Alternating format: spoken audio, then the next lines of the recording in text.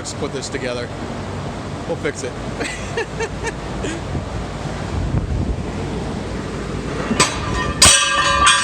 Oh my God, Alex! Drop it, shit.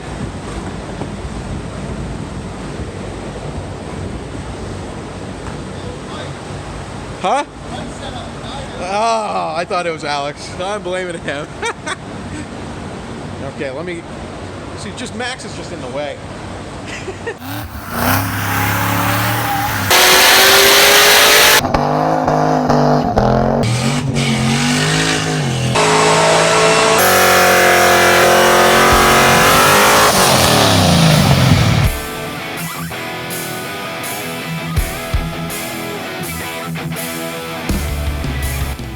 So we're going to have Alex dyno the C5 Z06 before we get into the modifications.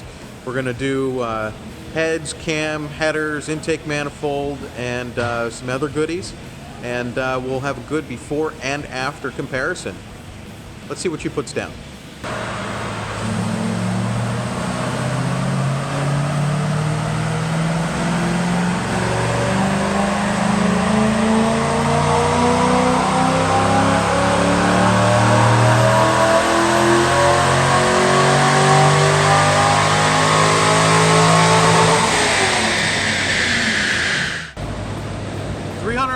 Horsepower, that's pretty good.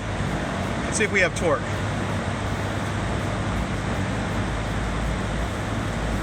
It's 76,000 torque.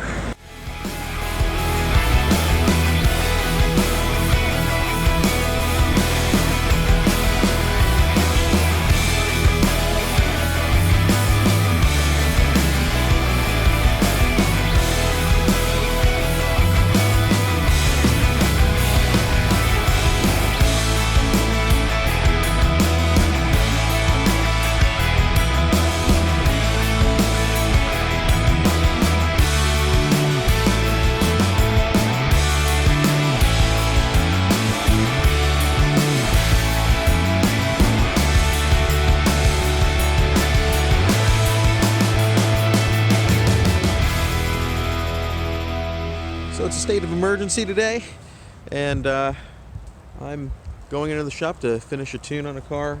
We've been so busy that I kind of have to come in and get stuff done.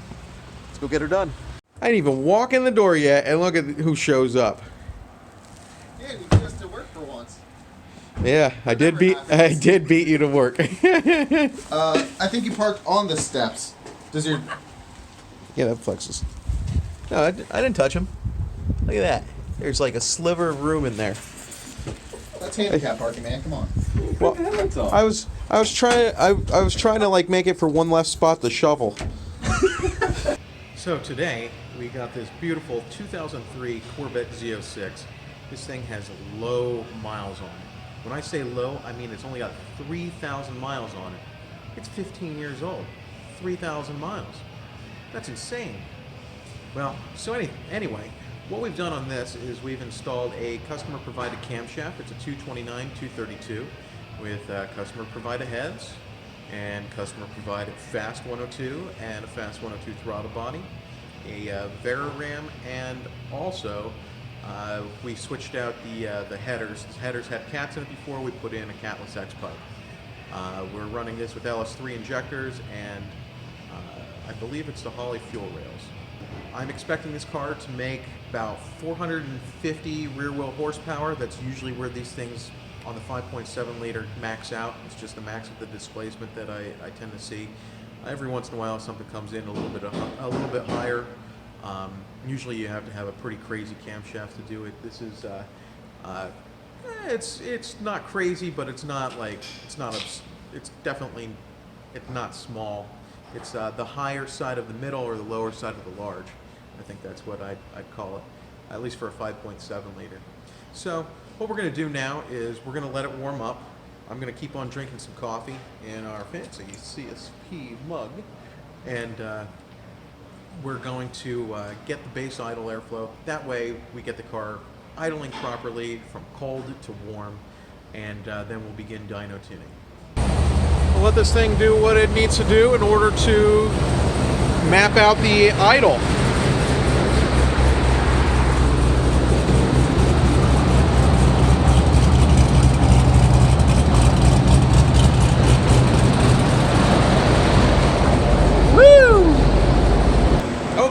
ready to rock. We got idle set, and now we're going to dyno it. We are doing a speed density tune, which the low-bearing dyno is going to have a pretty awesome factor in getting that thing dialed in and dialed in efficiently. I'll show you guys that after we get some first pulls in. Then we'll go through the RPM by load and throw the correct data in so the map is beautiful. Let's see what she does.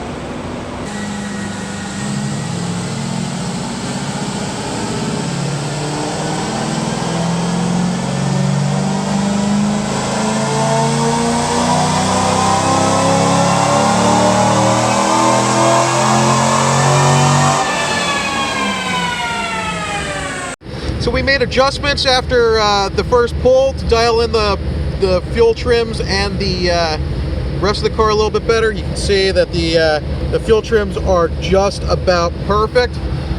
Now let's see what she does for full throttle.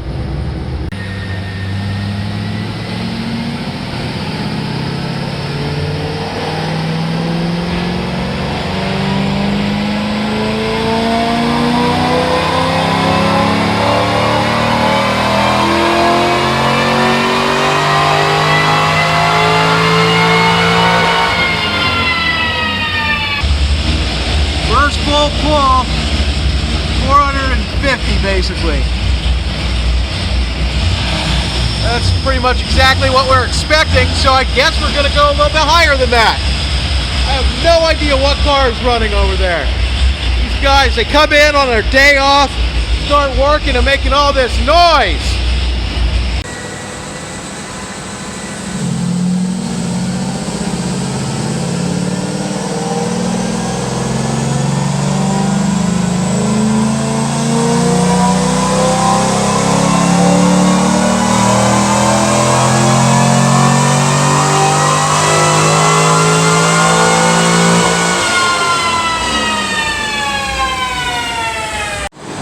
So we mapped out our wide open throttle fueling, and now we're going to start putting some timing to it from our conservative base tune.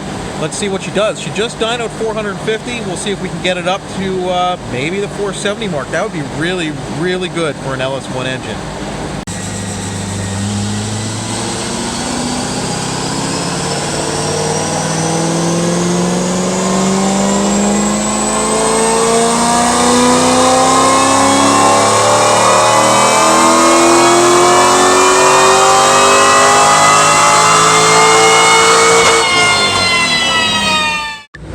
So we're winding up at 468 horsepower and 423 foot-pounds of torque.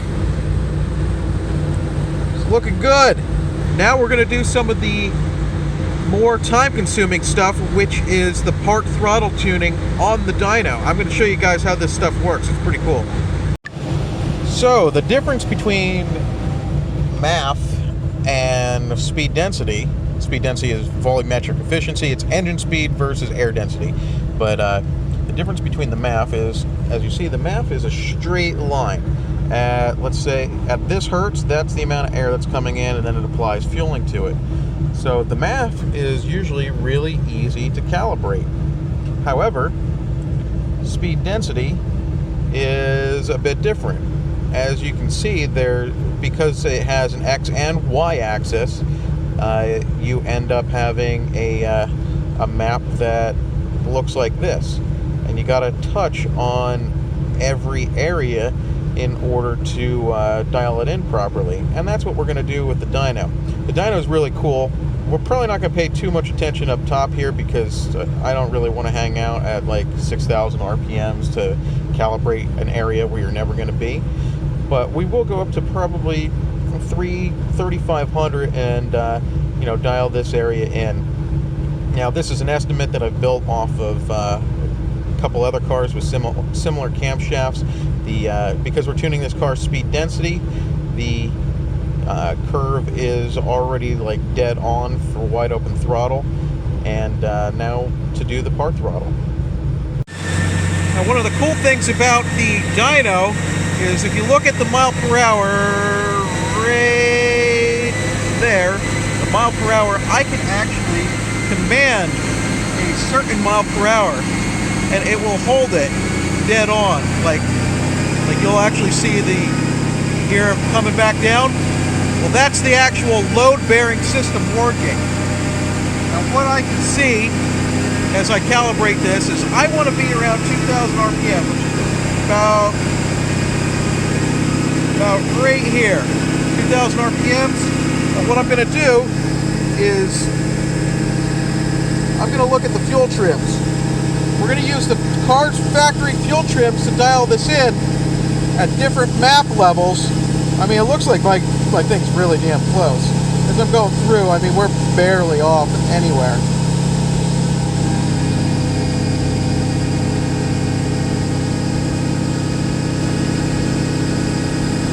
Okay, so I'd say the 2,000 RPM looks good.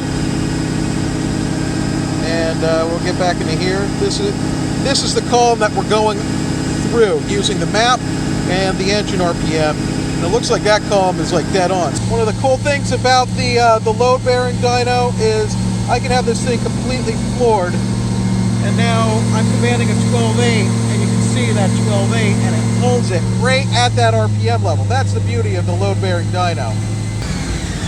And we just keep on going through and mapping it out. I'm going to save you guys the time, and we're just going to like go to the end here where we're not going out on the street because it's snowing. So guys, here's the difference from when he came in. He dynoed 387 to now the 468. You can see as the speed increases, so does the power difference. You know, being a 20 horsepower, then 46 horsepower. I mean, it really just goes up and carries that power band very well. We have a peak difference of 81 horsepower.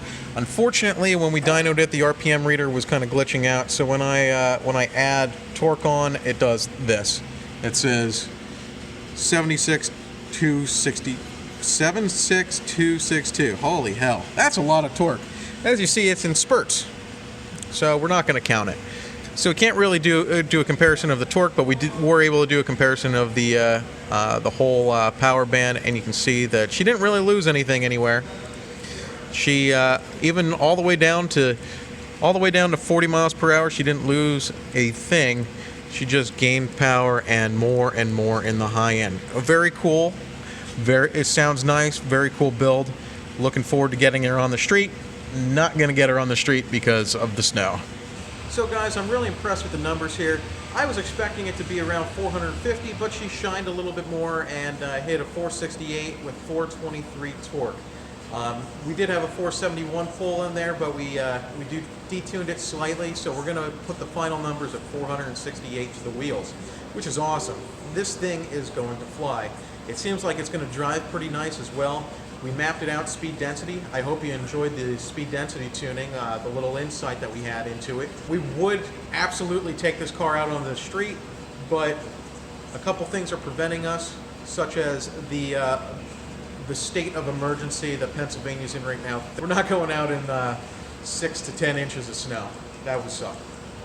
I'm really happy that we were able to come in today and get this car done. I hope you enjoyed the video. If you did, hit that like button and don't forget to subscribe. Have a great day, guys, and enjoy your snow day.